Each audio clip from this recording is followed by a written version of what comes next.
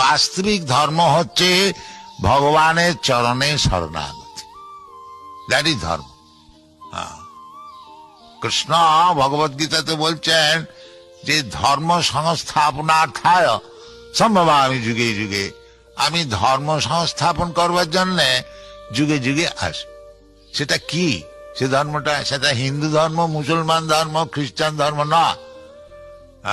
সেটা হচ্ছে আসল ধর্ম। সেটা কি? সর্বধর্মান পরিত্যাজ্য মামেকং শরণম। এটা হচ্ছে ধর্ম। যে ভগবানের চরণেতে শরণাগত হয়েছে সে হচ্ছে ধার্মিক, আর সব অধার্মিক, সব বোকা বদমাইশ। এইটা বুঝে নেন। আমাদের হচ্ছে এইটি হচ্ছে টেস্ট। যেমন সোনাটা কি জানতে হলে যারা সোনা চেনে ওই পাথরে ঘষে বুঝে নেয় এটা কি দামের সোনা, তেমনি আমাদের কাছে একটা কোষ্ঠী পাথর আছে। সেই কোষ্ঠী পাথরে আমরা দেখিনি যে কে কত ধার্মিক। সেটা কি?